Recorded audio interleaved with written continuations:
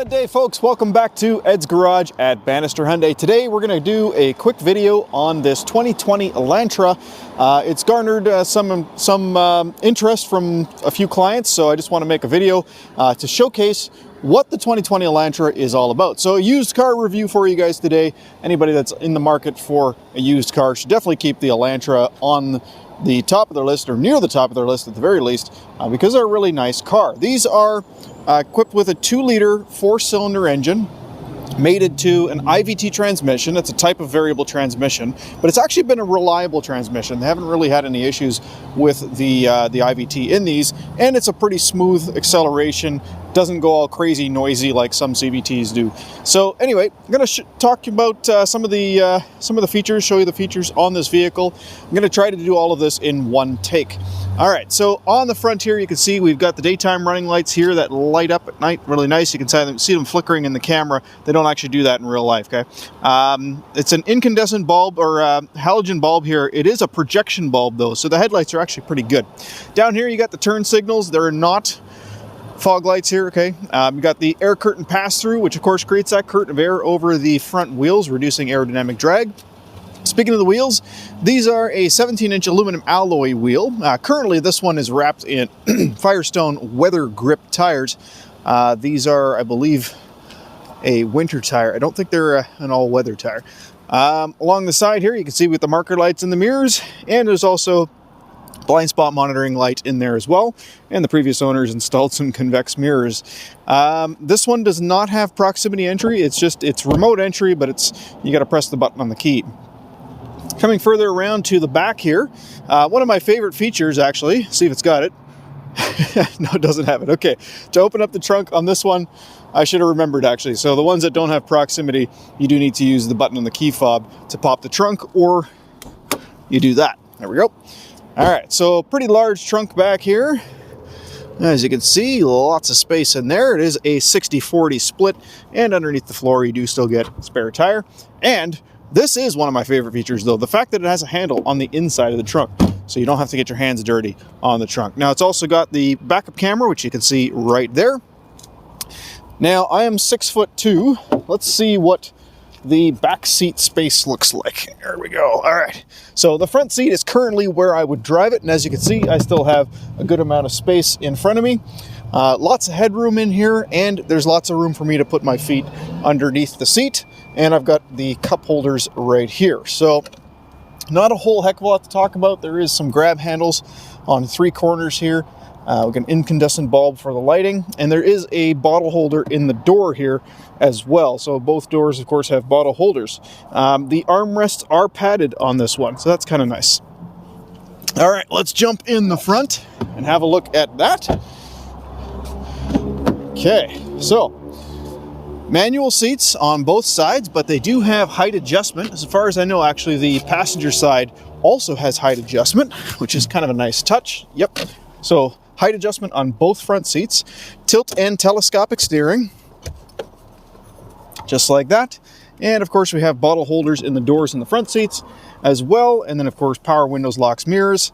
On the left here, you can see we got our dimmer switch, our blind spot monitoring switch, and of course the traction and stability control. This one also has automatic headlights. I'm just going to pull into an area that doesn't have too much sun here. Just get out of the sun. See if this works. There we go. Get some shade here. There we go. All right. Now, the steering wheel is fully heated, 360 degrees all the way around. And on the left side of the steering wheel, you can see we have voice recognition, which is nice. Now, that only works when you're plugged into the Apple CarPlay or Android Auto capability, which you would use this USB port for down here. We do have, however, volume control, next song, previous song, next track, previous track, as well as a mode to switch where music's coming from, answer and hang up phone calls. And on the right-hand side, we have these 2 controls, which control the instrument cluster there, the little center screen in the instrument cluster. Not going to go over that right now, but there's basically a full trip computer in there with a lot of different things you can look at, including a digital speedometer. And then on the right here, we have our these 3 buttons control that screen. On the right, we have a cruise control, so cruise to turn it on, and then you would set it by pressing that down. And then the window wiper stock right here, pretty standard, nothing too special there. Coming down to the console in the center, you can see we have our heated seats with 3 levels of seat heat, so you don't have to have it boiling hot or freezing cold. You can have it anywhere in between. There's 3 different settings, which is nice. And of course, with our heated steering wheel button and our different drive modes. So the different drive modes that we have, and you'll notice when we press the button, it actually changes it on here as well, which is kind of cool. So we have Sport, Smart, and Normal. Sport is going to tighten up the steering wheel, give us a little bit more low-end kick. Smart is going to look at how we're driving and adjust accordingly. So Smart is essentially the eco mode. Moving the stick out of the way, you can see we've got some storage down here. We've got 2 12-volt power outlets, the USB port that connects directly to the screen, and this one still has an aux jack. Right above that, you can see we have our climate control. It's manual climate control, but we do, of course, have recirculate and rear defrost, and then front defrost is just turning that all the way to there. I'm going to skip the screen for a moment here. We have our back mirror. It's just a regular mirror.